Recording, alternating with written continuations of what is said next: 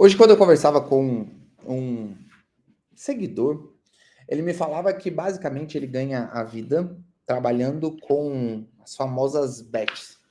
Eu não entendi tão bem a estrutura de negócio dele, mas basicamente ele recebe dinheiro gerenciando várias pessoas para jogar em bet. Mas ele não aposta diretamente. Enfim, não sei o que ele faz no detalhe, mas basicamente ele me confirmou que recebe algo em torno de 40 a 60 mil por mês. E ele falou assim: Ô Edwards, por que eu deveria investir em imóveis se fazer isso dá muito mais dinheiro, mais rápido? Bom, existem algumas argumentações que eu falei para ele. E a principal, eu nem vou entrar no mérito da questão sobre necessariamente ser um negócio legal, que de fato é, não é ilegal o que ele faz, mas de ser algo, vamos dizer assim, perene, que ele vai durar muito tempo nisso, ou de ser algo que é meio que de agora, daqui a pouco muda. Nem vou entrar nesse mérito. A minha linha de argumentação principal é pensando em comprovação de renda e capacidade e até uma certa, vamos dizer assim, um certo preconceito com relação ao dinheiro que ele tem. Olha só, ele é uma pessoa que agora, devido à quantidade de dinheiro que ele faz, inclusive em algumas bets, ele tem um CNPJ. Então, sim, ele recebe dinheiro por ele. Está começando a aquecer. Ele tem, sei lá, 2 meses de empresa. Mas nos últimos 8 meses, ele tem movimentado, recebido na conta dele, na média, entre 40 a 60 mil todos os meses. E aí você vai perceber uma coisa. Alguém que recebe tanto assim, o processo natural seria o quê? Inícios de aumento no cartão de crédito, início em toda a estrutura de oferecimento de crédito para ele. Só que os bancos não gostam da fonte do dinheiro deles. Por motivo óbvio, esse tipo de dinheiro pode vir através de lavagem, esse tipo de dinheiro não é uma fonte segura, não é sempre recorrente, pode a qualquer momento parar. Então, apesar dele receber entre 40 a 60 mil todos os meses, ele não consegue financiar um imóvel que tem uma parcela maior do que R$ 900. Edson, por que R$ 900? Porque hoje ele teria que comprovar a renda através de renda informal, que limita a renda dele a 2.700 por mês, que é o limite do imposto de renda, no mínimo, né? Então você percebe que não faz sentido. E aí a primeira argumentação do porquê que ele deveria passar a investir em imóveis é para ele ter uma certa limpeza, transformar esse dinheiro em uma forma mais bonita. Ele comprar imóveis facilitaria esse processo, mas não unicamente. Isso é o primeiro passo, é o passo que talvez interessou ele mais no primeiro momento, devido ao que ele está passando a situação de vida dele.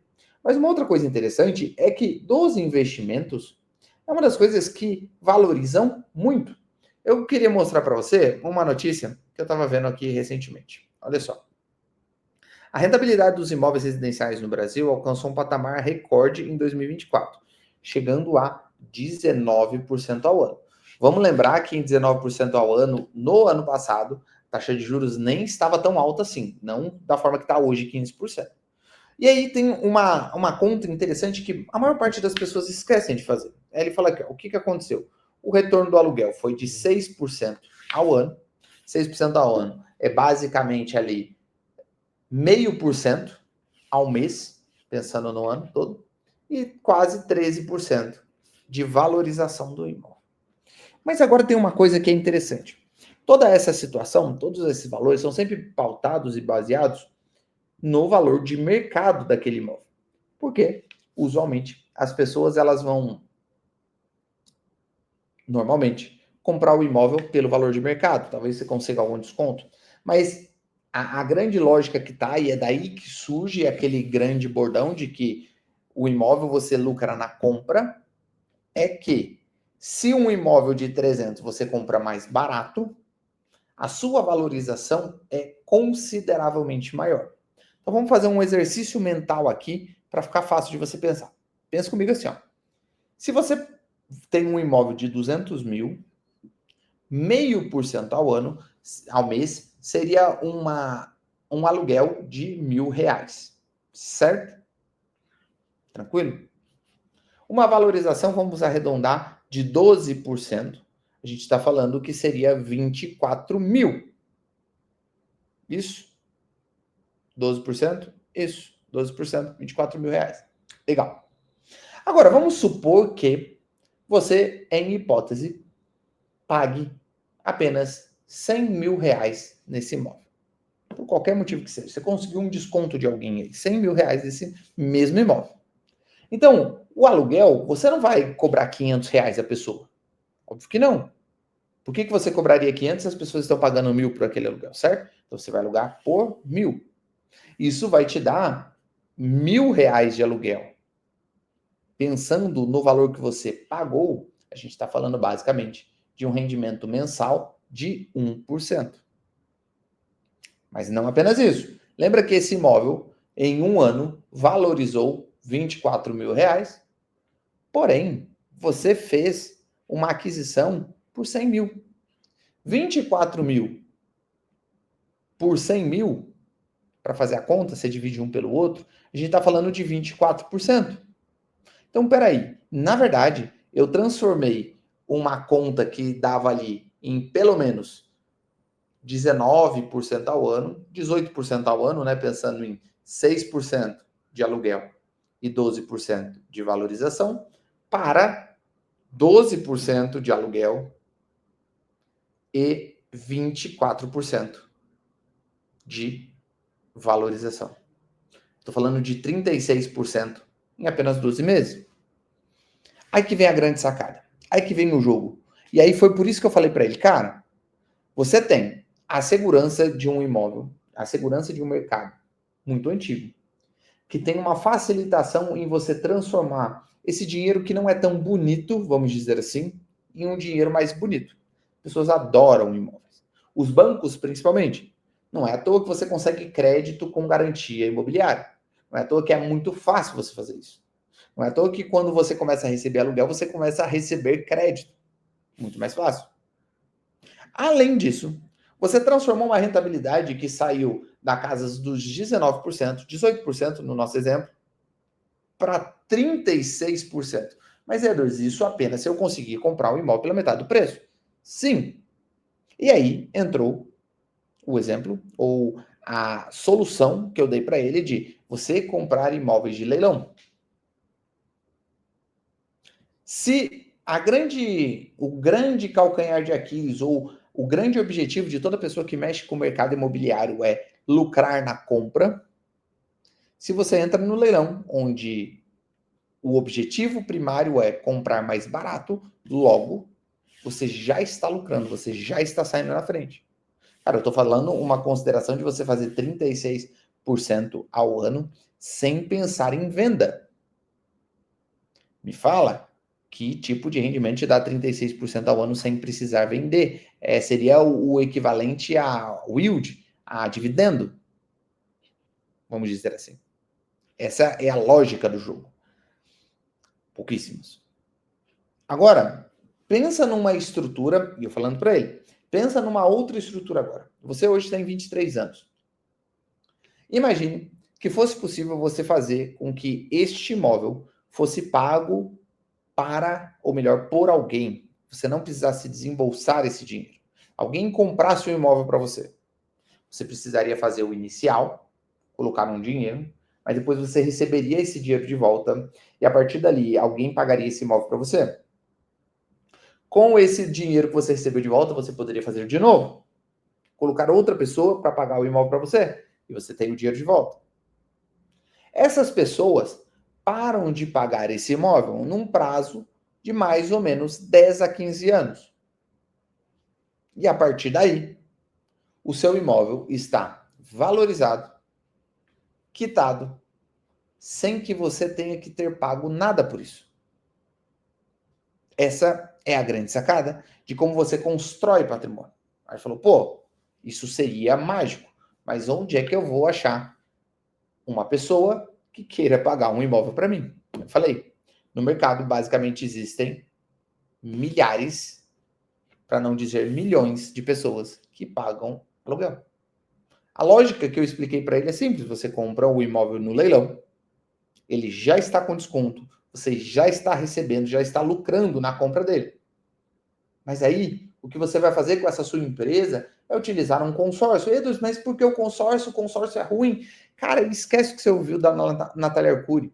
Pensa que o consórcio é a única forma de você poder fazer entre você mesmo uma estrutura que permite o chamado refinanciamento, que é o que acontece lá nos Estados Unidos.